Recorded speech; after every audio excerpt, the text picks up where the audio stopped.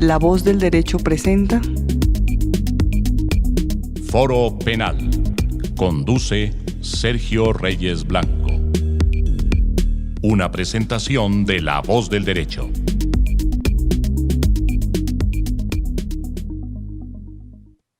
De regreso en La Voz del Derecho con Foro Penal.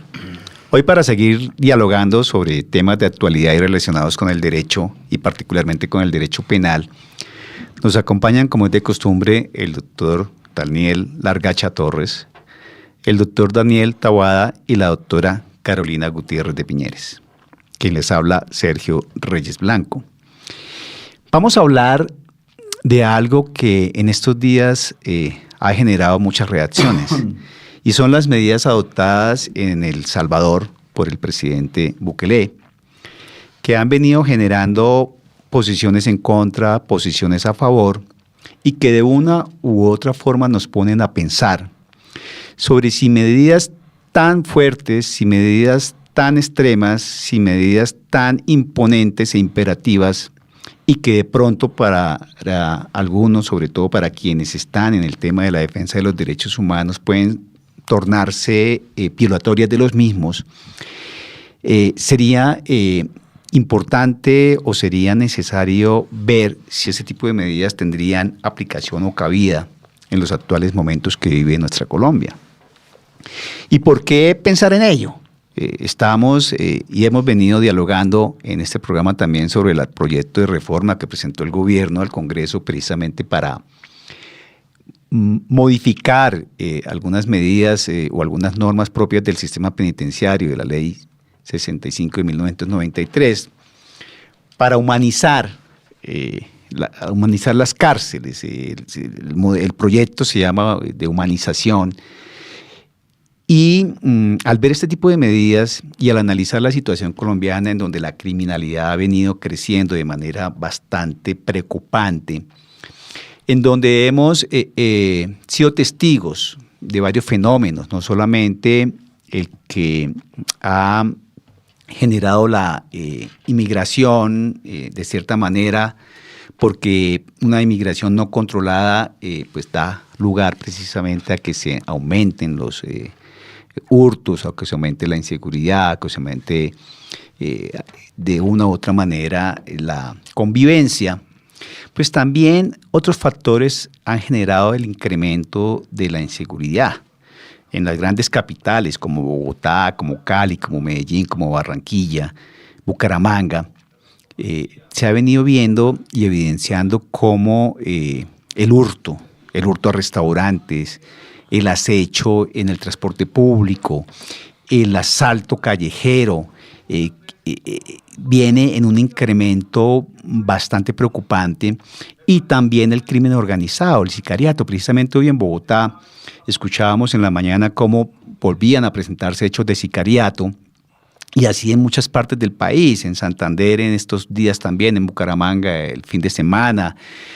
Y escuchábamos también tema muy relacionado con esto, y es la posición de Asocapitales frente al fenómeno del hacinamiento carcelario y del hacinamiento en las estaciones de policía y en las URIs.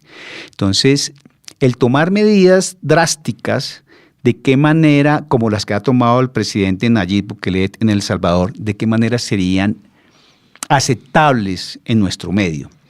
El Salvador, donde venía incrementándose la criminalidad a través de las famosas maras, de estas organizaciones criminales y de pandillas que se habían generado todo un ambiente de zozobra, pues con las medidas adoptadas se ha visto que se ha reducido de cierta manera la actividad criminal, y que ello pues ha generado reacciones de organismos internacionales, de organizaciones no gubernamentales frente a que las mismas son violatorias de derechos humanos, pero hay que poner en la balanza si el garantizar los derechos humanos está de personas que violan los derechos humanos esté por encima de los derechos ciudadanos. Entonces, para eso vamos a generar el debate. Quien quiera iniciar de nuestros panelistas con sus posiciones, escucharía pues no sé, la doctora Carolina Gutiérrez de Piñeres, que como ayer era el Día Internacional de la Mujer y que extendemos un saludo a todas nuestras mujeres colombianas y a todas las del mundo por ese aporte en nuestra sociedad, pues empecemos con la doctora Carolina. Bueno, sobre este tema, digamos, yo creo que hay muchas cosas por decir. Yo voy a comenzar como con dos temas y tal vez en la medida que vayamos avanzando, pues tendremos un mayor debate sobre esto. Aquí hay que comprender que el fenómeno salvadoreño es un fenómeno nicaragüense, y digamos porque esto es un fenómeno que se extiende por todo Centroamérica, digamos, hasta México, Estados Unidos. Estas son, tú lo acabas de decir, son organizaciones criminales, o sea, ya no estamos hablando del delincuente común, sino estamos hablando de organizaciones enormes, que uno no sabe en este momento si esta reducción de los homicidios y todo es solo un periodo de enfriamiento para luego generar una reorganización, porque las organizaciones criminales generalmente se reorganizan y se transforman y a veces se vuelven mucho más fuertes. Entonces también tenemos que ver hacia adelante si esta persuasión con esta cárcel va a ser suficiente para detener la criminalidad. Y ahí, antes de comenzar el programa, estábamos teniendo una pequeña discusión aquí entre nosotros y yo sí creo que un tema de estos como intimidatorio de nada sirve si no le seguimos apostando más al tema de la prevención. Y sin prevención podemos tener todas las cárceles del mundo y la criminalidad jamás va a acabarse. Y esto me hace acordar de un estudio de un neurocriminólogo, Adrián Rein, que duró muchísimos años estudiando a muchos criminales y su conclusión final es: si no volvemos a los primeros años de vida, no vamos a poder lograr nada. Y es porque hoy sabemos, la neurociencia nos lo ha dicho, que los malos tratos, la violencia, la mala alimentación en los 6 primeros años de vida determinan el comportamiento de un ser humano el resto de su vida, y especialmente el comportamiento criminal. Nadie nace siendo criminal, la sociedad es la que genera criminales, y por eso creo que tenemos que apuntarle menos a un sistema carcelario enorme, sino más a un tema preventivo, cómo logramos acompañar a los seres humanos desde pequeños a encontrar su mejor camino sin tener que llegar a este tema. Si es inhumano, ya lo empezaremos a discutir, pero yo sí creo que sería por ahora mi apunte en este momento. Vale, doctora Carolina, muchas gracias. Doctor Daniel Largacha. Bueno, este es un tema muy amplio y muy controversial porque, como explicaba Carolina hace unos segundos, el Mara Salvatrucha, más que un grupo de delincuencia común, una pandilla de barrio, es un problema de seguridad nacional, no solo para El Salvador, sino para la mayoría de países centroamericanos, y de hecho en Estados Unidos gran parte de la violencia en la costa oeste es generada por ellos. La Mara Salvatrucha, que surgió como un grupo para defenderse de las agresiones de las pandillas conformadas por afroamericanos, terminó casi que imponiendo las condiciones en el tráfico de estupefacientes y en las extorsiones que ocurren en la costa oeste de los Estados Unidos. Ahora, es un tema muy amplio. ¿Por qué? Que la opinión que se ha venido generando en Colombia frente a las decisiones que ha tomado el gobierno de El Salvador también van acompañadas un poco de desconocimiento. En el fondo no sabemos exactamente cuál es el sustento jurídico que de pronto hay detrás de esas políticas y de esas imágenes que tanto nos conmocionaron de 200 o 300 miembros de la pandilla en ropa interior siendo trasladados a ese nuevo gran centro de reclusión. Entonces yo creo que la primera pregunta que uno tiene que hacerse es: ¿esas personas están recluidas como consecuencia de un debido proceso penal y como consecuencia de una sentencia o por lo menos de una medida de aseguramiento proferida dentro del respeto de las garantías de un sistema de enjuiciamiento criminal, sí o no? Es lo primero.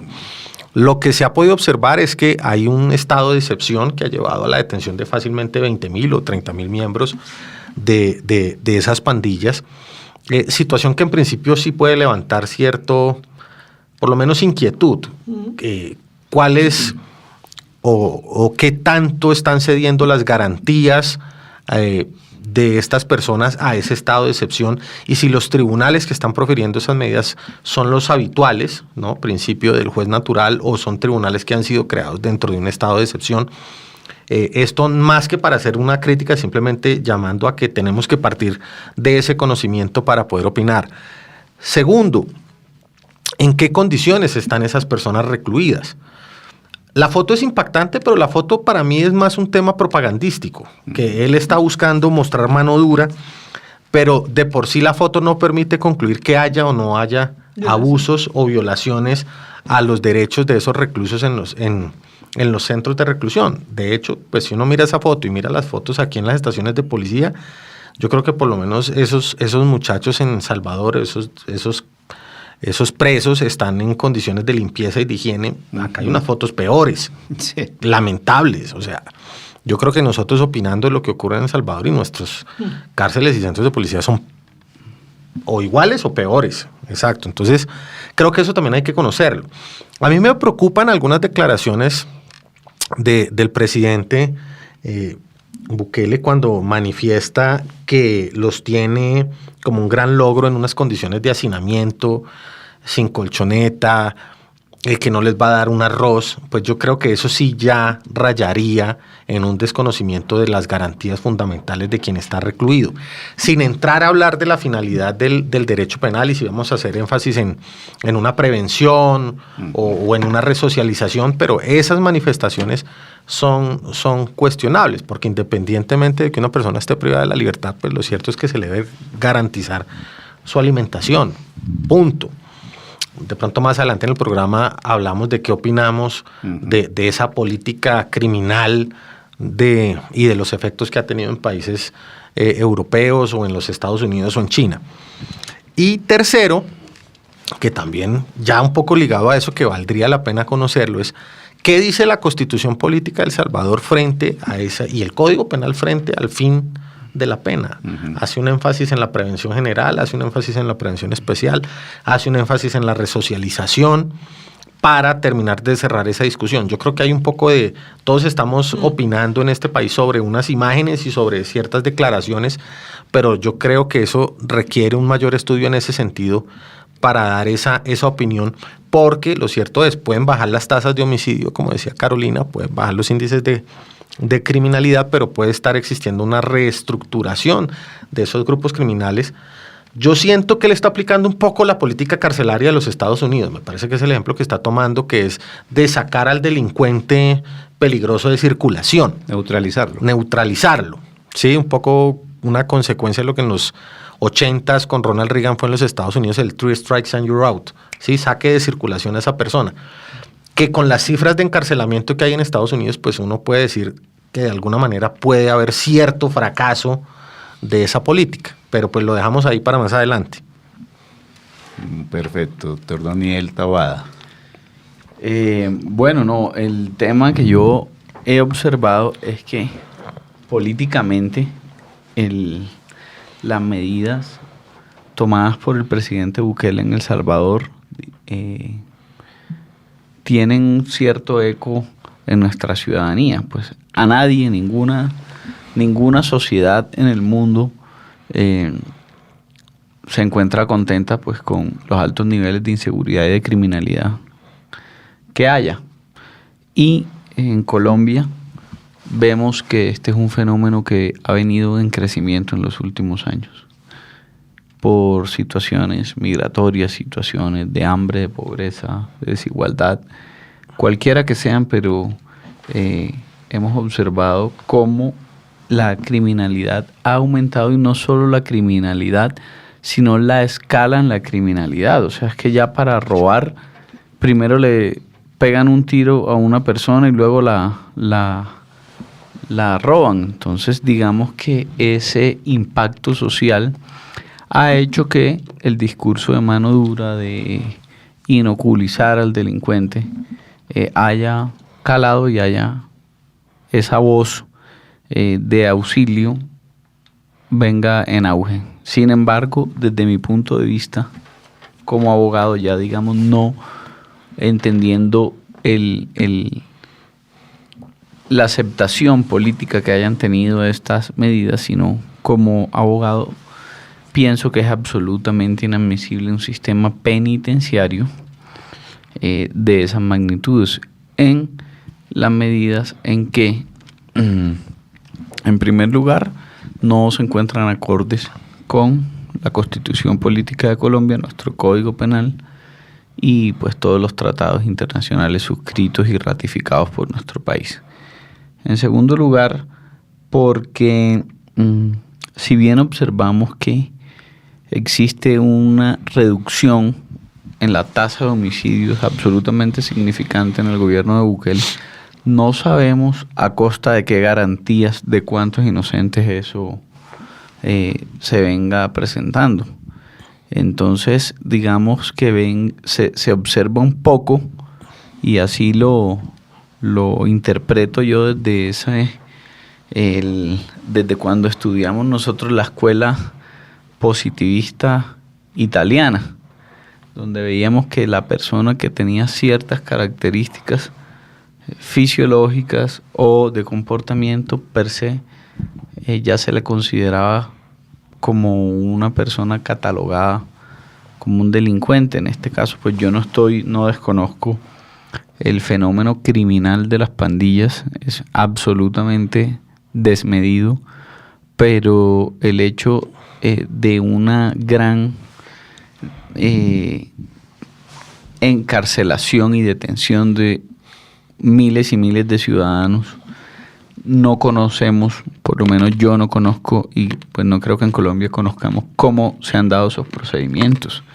Tengo entendido que el presidente Bukele, por lo poco que he podido leer, ha tenido, digamos, ha intervenido en las demás ramas del poder público, ha destituido magistrados del Poder Constitucional y de la Corte Suprema en El Salvador, y pues lo cierto es que se encuentra gobernando bajo un estado de excepción con unos poderes casi que absolutos, y pues eso no puede ser admisible, yo pienso que por ningún jurista en un estado de derecho. Si bien queremos todos, nuestro anhelo es una sociedad en paz, sin crimen,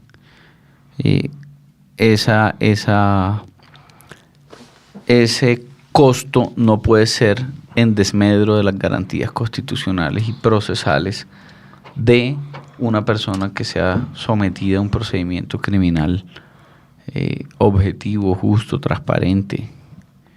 Entonces, en ese aspecto yo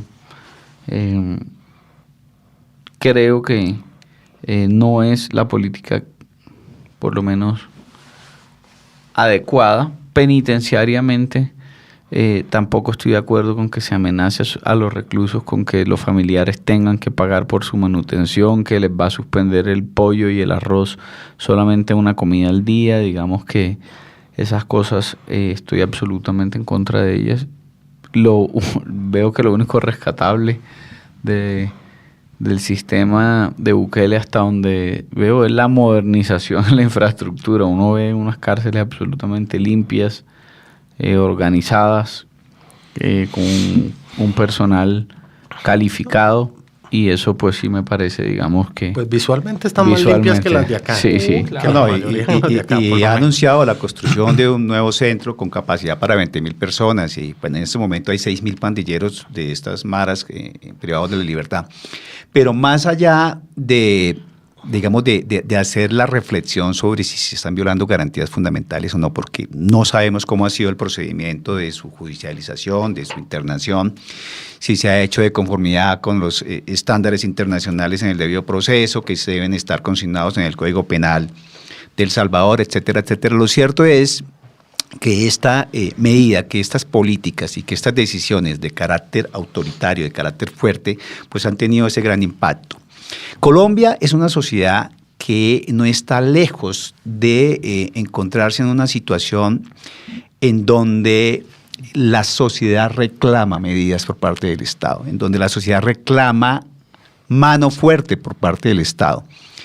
Entonces, si estábamos siendo testigos de que se está tramitando unos proyectos de ley de humanización, entre comillas, para despenalizar unos delitos, para crear unas nuevas formas de obtener prontamente la libertad y de esa manera descongestionar las cárceles, etcétera, etcétera.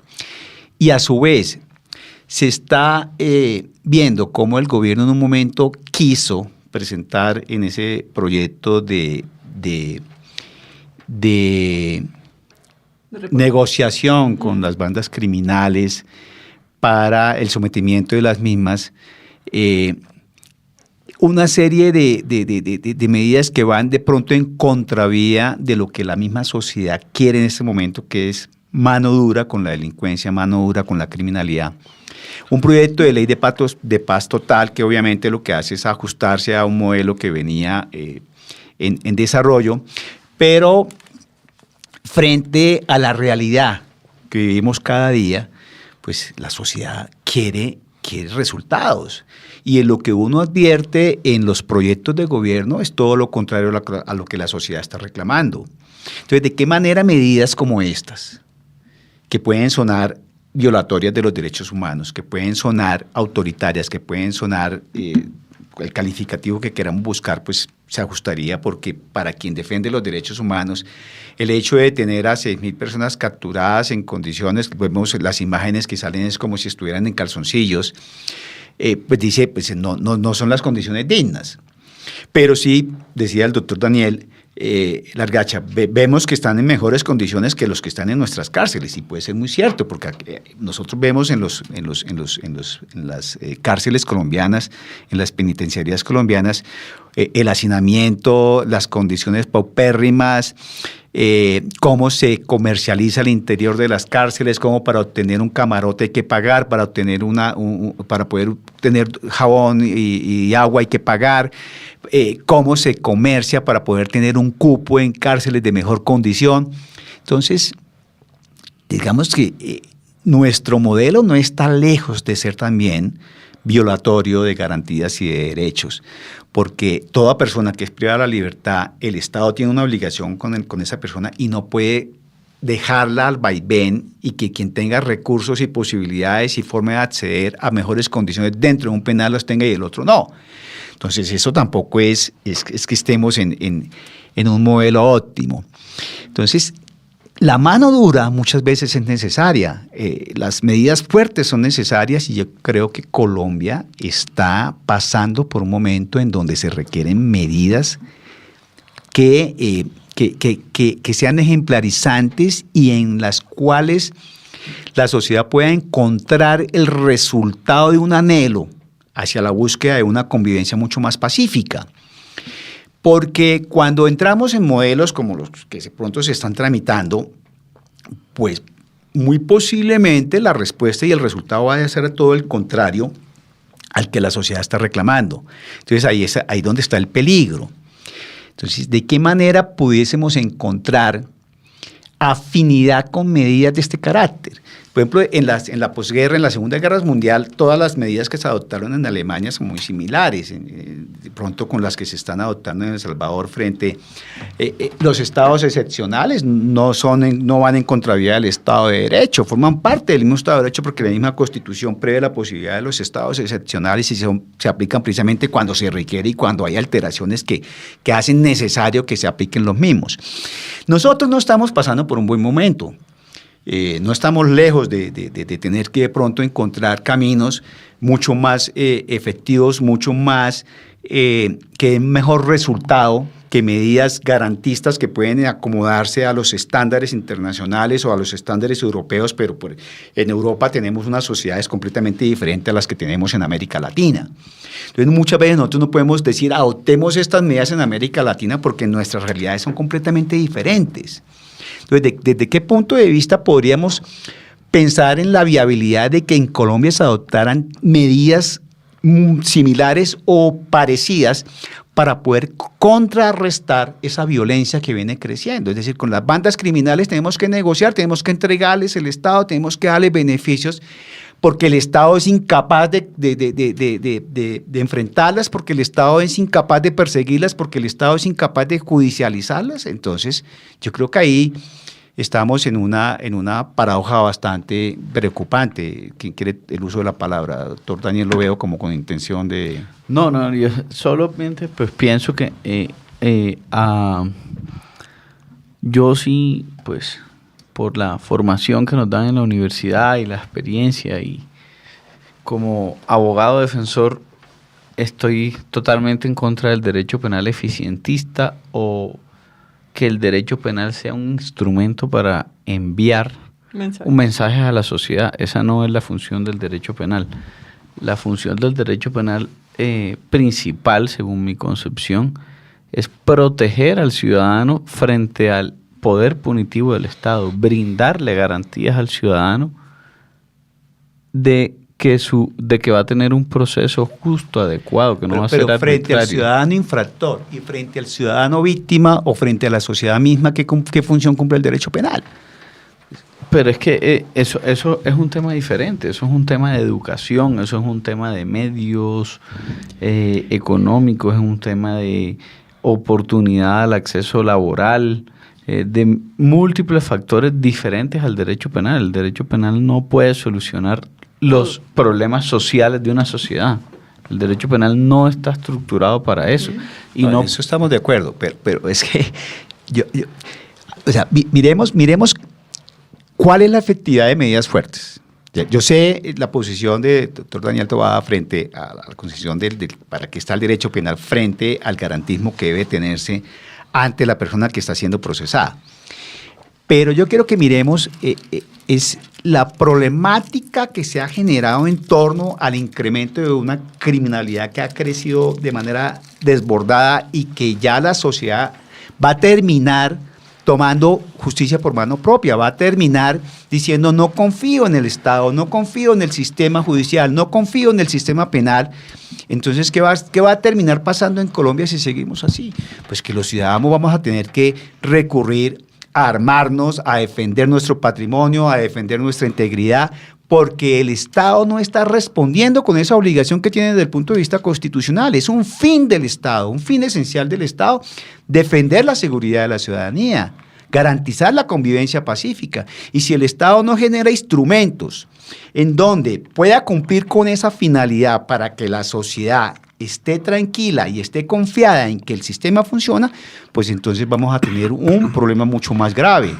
No, sí, yo por ejemplo estoy absolutamente de acuerdo y en eso digamos que me considero una persona, y lo digo abiertamente sin ningún tipo de tibieza, que yo en ese aspecto soy bastante de derecha. Yo creo en las instituciones del Estado, en el respaldo absoluto a las fuerzas militares, a las fuerzas de policía. Estoy de acuerdo con el SMAT, con todo ese tipo, digamos, de el apoyo de la fortaleza de las instituciones. Para mí es un pilar fundamental en el Estado. Y no comparto la postura que se viene asumiendo en cuanto a que todo tiene que ser por las vías del diálogo, ¿no? Porque si existe un secuestro masivo de personas, eso no se soluciona dialogando. El Estado también tiene que apoyar a su fuerza pública, darle las garantías al ejército, a la policía, que puedan actuar, de que tengan apoyo logístico. ¿Qué fue lo que no vimos hace unos días con los policías? Es correcto. Que retuvieron por los campesinos y que... Yo eso, digamos, yo creo que en Colombia se ha desnaturalizado el tema de la protesta social, o sea, el vandalismo, la destrucción a bienes públicos, lo que ocurrió en las marchas con todo este tema de la primera línea. Eso no es un asunto ni político ni relacionado con la protesta social. Esos son delitos tipificados en el Código Penal y pienso que se deben responder por ellos. Pero ya los van a despenalizar. Pero eso es un asunto diferente, la fortaleza de las instituciones, el apoyo, digamos, que tiene que tener nuestra fuerza pública para actuar, para contener la criminalidad, es un tema diferente al sistema penal, al sistema procesal penal y a una política carcelaria como la que viene adelantando al caso que nos referimos, al gobierno de El Salvador. Yo pienso que es que una cosa no tiene que ir en contravía de la otra. La fortaleza del ejército, de las instituciones, que la policía actuando dentro de sus protocolos no terminen ellos siendo judicializados y casi que, mejor dicho, condenados por ejercer su función y su rol que se encuentra establecido en la Constitución y en las leyes.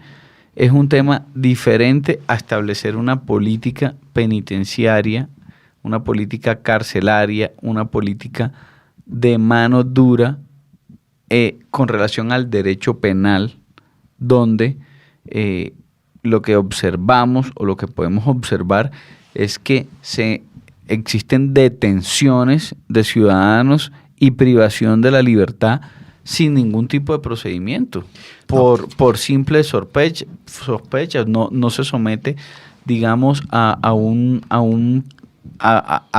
mínima confrontación probatoria la detención de miles y miles de ciudadanos, que no sabemos. Hoy en día está eso en El Salvador, hablo del caso específico de El Salvador, ha reducido la criminalidad y los homicidios en unos niveles sorprendentes, pero no sabemos cuál vaya a ser el efecto que eso vaya a causar en un futuro. ¿Cómo van a salir esas personas de esas cárceles? ¿Cuál va a ser la reacción que van a tomar en el momento en que recobren su libertad? Entonces, en ese aspecto, eso pues es un asunto que quería decir y poner sobre la mesa. Es que el hecho de que el Estado tenga su deber de actuar, tenga que actuar con mano dura, es un tema diferente, porque eso es un tema de política de Estado, un tema institucional al derecho penal. Así, digamos, lo entiendo yo. Bueno, yo voy a decir voy a tocar varios puntos de lo que han hablado ustedes. Uno, tal vez, bueno, la pregunta es, ¿nuestro sistema realmente estaría resocializando? O sea, claramente, tú lo acabas de decir, no. Respuesta negativa. Pero probablemente un sistema como el que está montándose en El Salvador tampoco. Porque tampoco sabemos, como dice el doctor Daniel, si ese es el fin. No tenemos. Es que respecto a El Salvador, ¿qué tenemos? Tenemos el resultado de unas medidas que en principio han sido efectivas. ¿Para qué? Para reducir criminalidad. No sabemos, no podemos discutir si hubo violación del debido proceso o no hubo violación del debido proceso, porque no conocemos los detalles de cómo se dieron las capturas, cómo se dio la judicialización, cómo se llegó a la internación de estas personas. Pero digamos, tu pregunta más allá. Estamos partiendo de lo general, de la mano dura. Sí, es decir, si hay que adoptar medidas fuertes para contrarrestar el fenómeno criminal en Colombia y no de pronto medidas como las que estamos viendo se están tramitando en el Congreso de la República. Pero es que mano fuerte solamente frente al tema de la criminalidad, eso no va a servir. Espérame, déjame un momentico terminar las ideas. O sea, sin trabajo, sin educación, yo puedo poner toda la mano fuerte que va a haber hoy, puedo erradicar hoy un montón de criminales y mañana vamos a volver a tener. O sea, eso tiene que ir en conjunto y el Estado no solo es responsable de perseguir al crimen, sino también de dar oportunidades. O sea, cuando tú preguntabas, ¿y qué pasa con las víctimas? Pues, ¿qué pasa también con las personas que están en procesos judiciales? También muchas de estas personas no tienen trabajo, no han tenido acceso a una buena educación. Entonces, todo esto está articulado, o sea, no hay nada que esté suelto por un lado. Yo solamente quiero tocar algunos puntos. Definitivamente en una hora no vamos a resolver algo que no se ha resuelto en la humanidad nunca, en ningún estado. Creo, me cuesta pensar en un estado de excepción en Colombia, porque me da miedo que eso no se vuelva un estado de excepción, sino un estado permanente de unos derechos que se podrían atribuir, más con las características de nuestro presidente, que eso es un poco lo que me asusta. Yo siento que un poco cuando uno tiene un estado de excepción, también tiene un nivel de egocentrismo donde no confía en todas las instituciones, donde uno cree que uno va a ser el único capaz de resolver todos los problemas de la sociedad, porque no confío en el trabajo, digamos, en equipo, porque el presidente solamente encabeza un gobierno, pero el gobierno somos todos finalmente.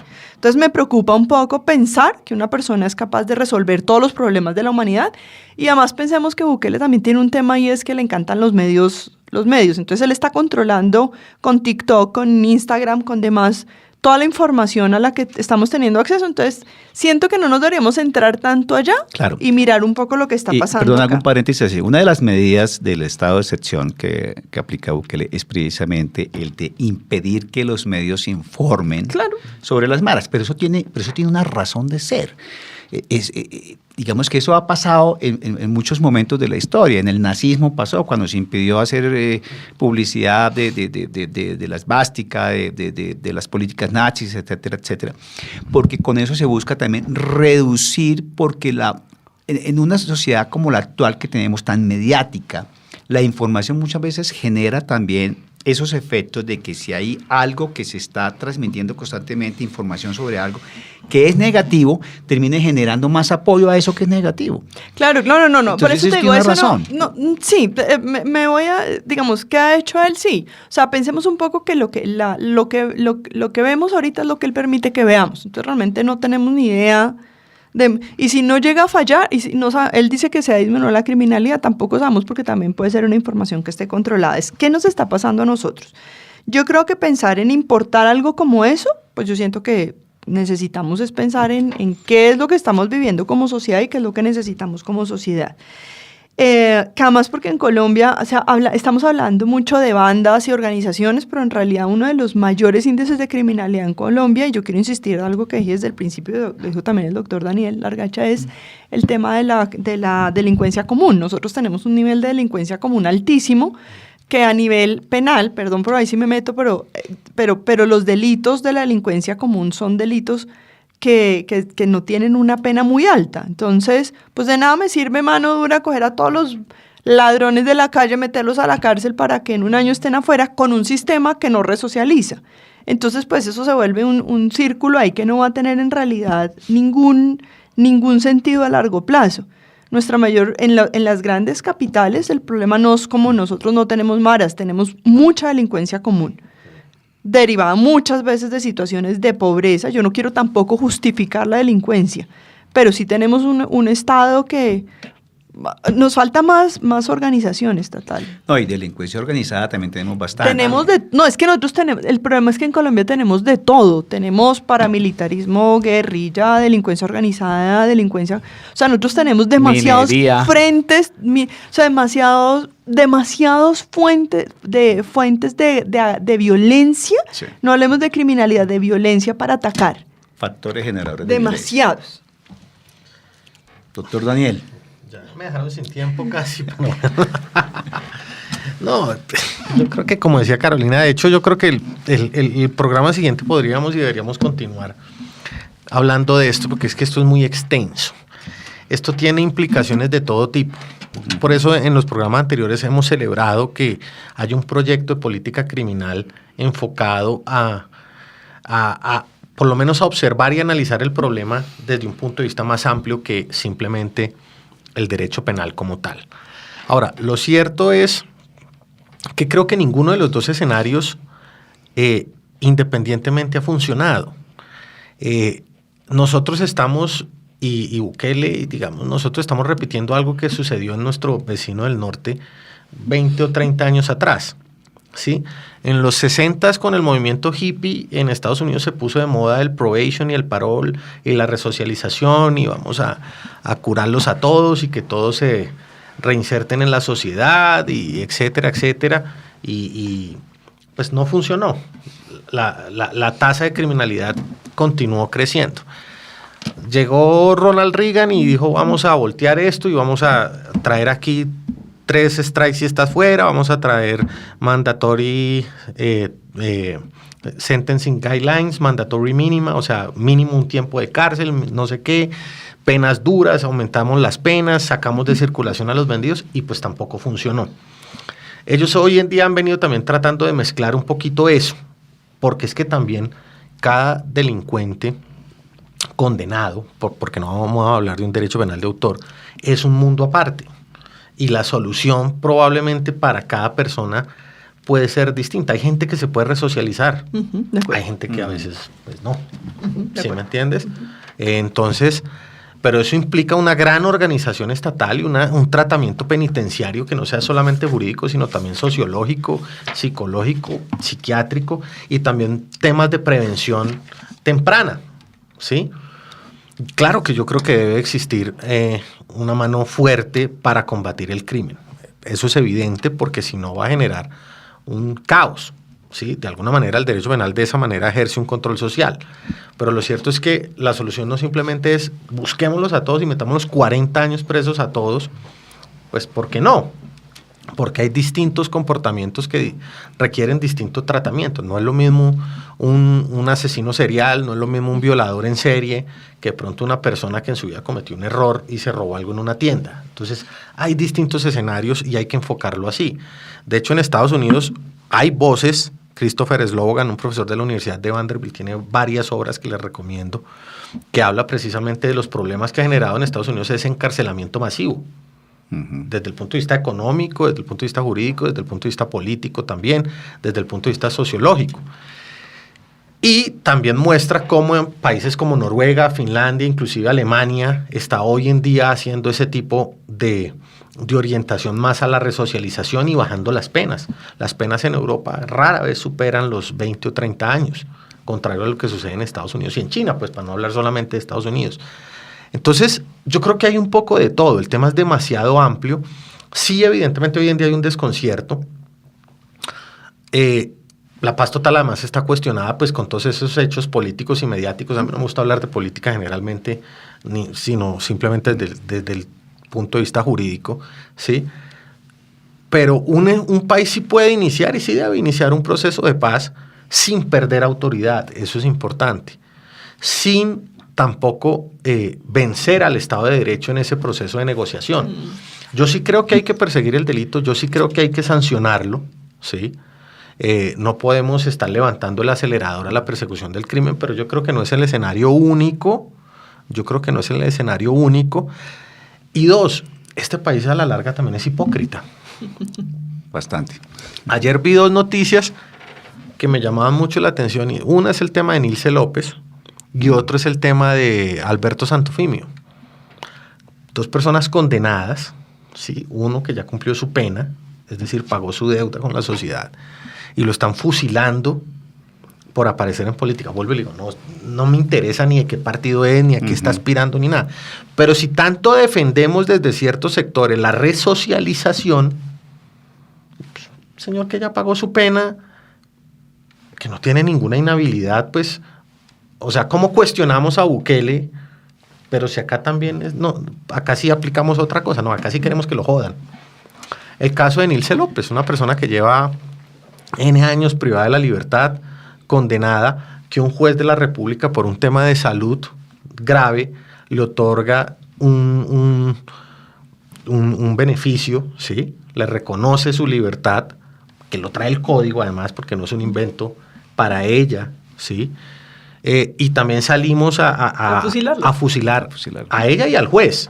El juez ya debe tener por lo menos... persona que se está prácticamente muriendo. Exacto, entonces el juez debe tener ya hoy en día 5 denuncias penales, 10 disciplinarios, probablemente lo van a suspender.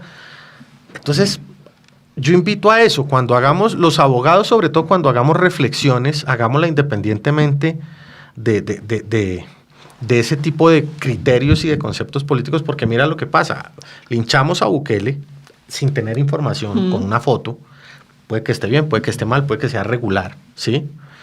Pero aquí nosotros tenemos un sistema que modificamos la pena y dijimos lo más importante, el fin de la pena, perdón, lo más importante acá es la resocialización. Volvamos a incorporar a la gente a la sociedad. Pero cuando la gente sale, ¿sí? Que trabajó, que estudió estando privada de la libertad, entonces se tiene que morir de hambre y tiene que estar excluida permanentemente. Sí, yo tengo una concepción en cuanto a eso, o sea, porque es un tema que vemos sobre todo en este momento de país muy fuerte. Vemos personas que hicieron parte de una guerrilla en el Congreso legislando en el marco de un proceso de paz excesivamente laxo, y vemos personas como ponemos el caso que hablamos aquí Nilce López o Alberto Santofimio, que pagaron una pena efectiva de privación de la libertad bastante alta, y los medios de comunicación, la comunidad en general, los masacra, y frente a los otros hay un absoluto silencio. Hay, digamos que, aceptación.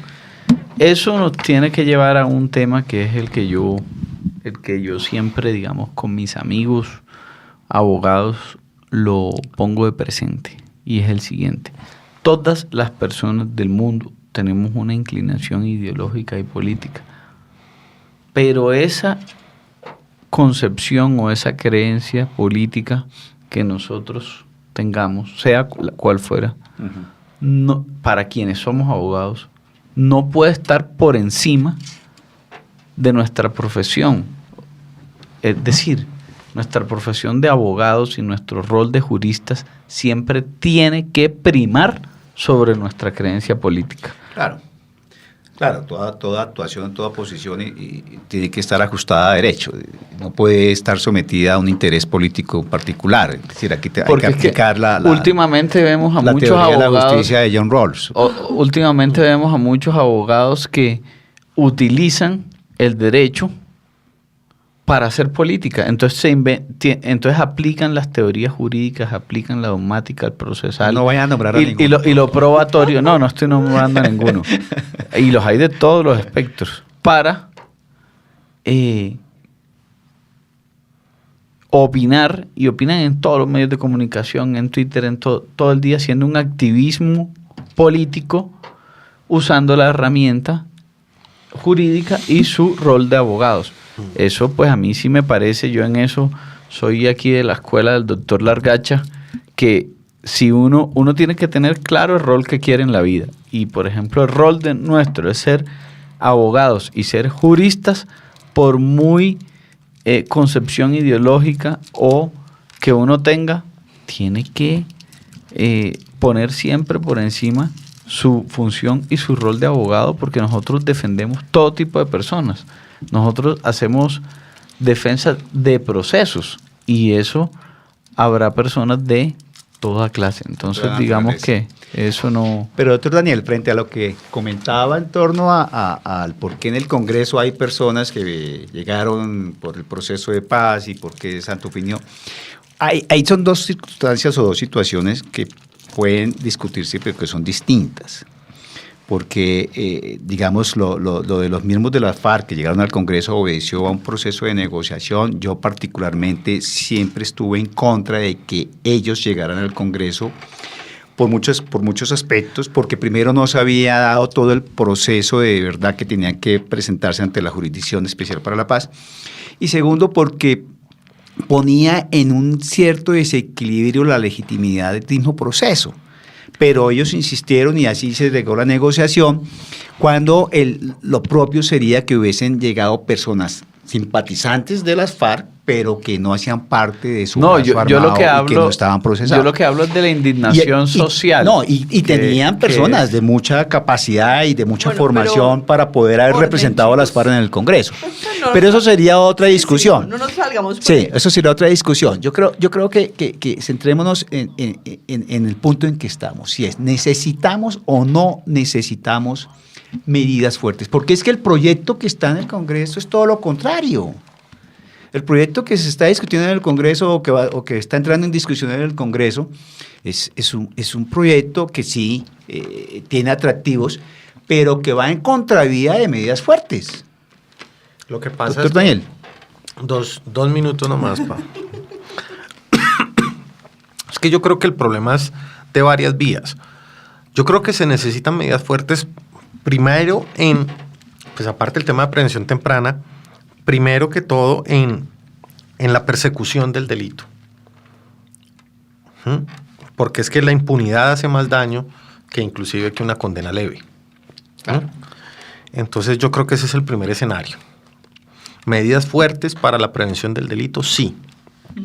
Medidas fuertes para la obtención de una sentencia, sí, en el sentido de que dentro de un debido proceso se avance. está tan mal enfocado y construido el sistema de enjuiciamiento criminal que terminamos llevando N mil situaciones a juicio y la fiscalía pierde la mayoría de los casos. Yo creo que ahí está el problema más grande, porque si la reforma en el Congreso, independientemente del cuestionamiento de excluir o no algunas conductas punibles, ¿sí?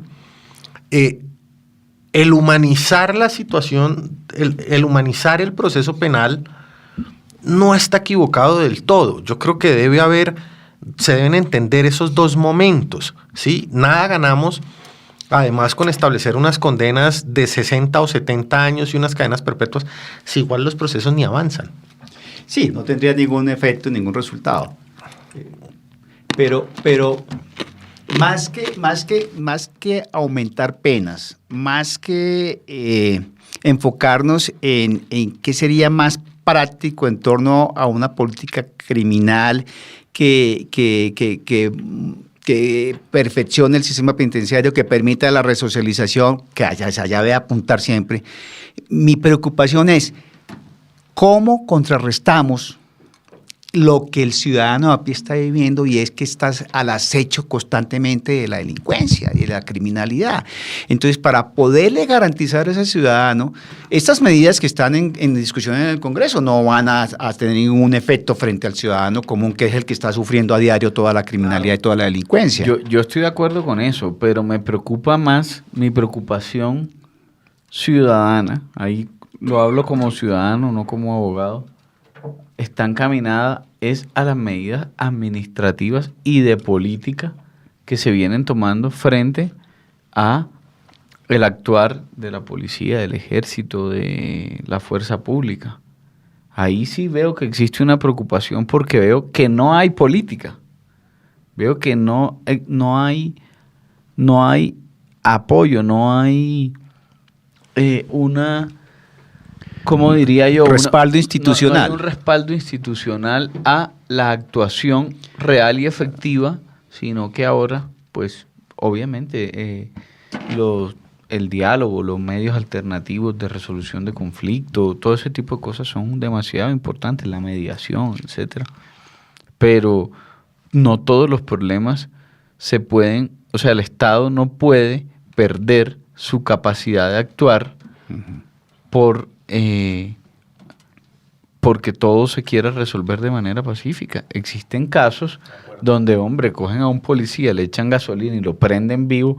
Eso ahí no cabe el espacio a realizar ningún tipo de diálogo. Cuando prenden un CAI, cogen ambulancias con bebés que los vienen transportando y los bebés pues mueren por los bloqueos. Ese tipo de situaciones no abren el espacio a ningún tipo de mediación, de diálogo, ni de nada. Ahí lo que se necesita es un contundente respaldo y apoyo a la actuación de la fuerza pública. Y yo, como ciudadano, sí veo con alta preocupación que el respaldo y el apoyo y las órdenes a la fuerza pública no están por ningún lado. Sí, eso Bueno, lo yo hemos aquí evidenciado voy con a- lo del Caquetá. Aquí voy a hablar como ya también como desde la psicología y las neurociencias con tal vez 3 puntos importantes. Creo que sí debe haber mano fuerte, medidas duras, pero también una flexibilidad en ese proceso. Que es lo que, o sea, nos preocupamos mucho por si condenamos o no condenamos y qué pasa cuando la persona está dentro. Hay un tema desde el punto de vista psicológico y neurocientífico, y es que la edad de la criminalidad va disminuyendo. Más o menos está calculado que entre los 18 y los 30 años de edad es cuando más criminalidad impulsiva y violenta se comete. Después de los 30 años, la criminalidad violenta va disminuyendo, y eso está demostrado en todas partes del mundo. Es más difícil que una persona de 45 años mate violentamente que un pelado de 18, 19 años. Estos que hacen bloqueos, que no les importa quemar policías, todos son jóvenes. O sea, no hay ahí adultos porque el cerebro va madurando y va generando otras vías de resolución de los conflictos sociales. Entonces, yo puedo condenar a alguien a muchos años y acompañarlo y ver, porque lo decían ustedes en algún momento, cómo evoluciona su proceso al estar privado de la libertad. Logra tomar conciencia, logra madurar socialmente para entender su papel dentro de una sociedad, y si es así, yo puedo pensar en irle dando una libertad acompañada, menos restringida, hasta que finalmente logre la libertad, independientemente de que esté condenado a 20 o 50 años. Que eso es lo que nos falta, un verdadero proceso de acompañamiento que no es solo la resocialización, como se da en Colombia, que eso no sirve para nada y todo el mundo lo sabe. Y aquí la gente que está dentro pues que trabaja dentro de las cárceles dice sí hacen mucho, pero realmente todo el mundo sabe que ahí no hay efectividad.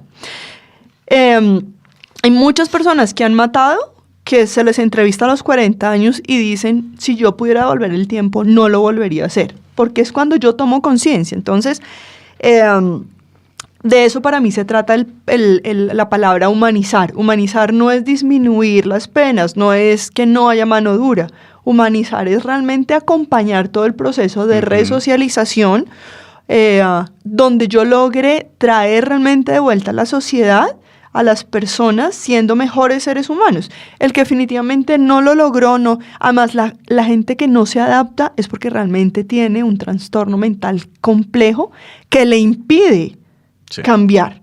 Pero la mayoría de personas con unos años de cárcel cambian. Así no haya ningún proceso de acompañamiento. ¿Cuándo les damos la libertad? Ahora necesitamos gente dentro de las cárceles que ayude a tomar esas decisiones, no abogados, psicólogos, trabajadores sociales, mejor preparados, porque muchas de las personas que están preparadas, hay mucha gente que está preparada, pero hay mucha gente que también ingresa a esos trabajos, y lo voy a decir así, porque tienen palanca. Sí, no tienen ni idea de psicología, no tienen ni dónde están parados, y son ellos los que hacen la evaluación para ver si se les otorga el permiso de 72 horas, de una forma súper irresponsable, porque en realidad no consideran todas las variables que uno sí debe considerar. Y todo eso lo que tiene que medirse. Y eso es lo que yo creo. Yo creo que eso ayudaría mucho a que la gente realmente tuviera como un poco de temor, o sea, que sirviera como de ejemplo, pero a la vez tuviera la esperanza de poder estar acompañado y saber que si realmente demuestra un cambio más que un buen comportamiento al interior de la cárcel, un cambio en su conciencia, podría obtener la libertad. Imagino que algo así podría funcionar más que todo lo que existe en este momento. Claro, pero eso sería pos a las medidas fuertes que necesitamos. Pero eso no, está muy es bien. acompañar a las medidas fuertes. Y es que las medidas fuertes son importantes, sí.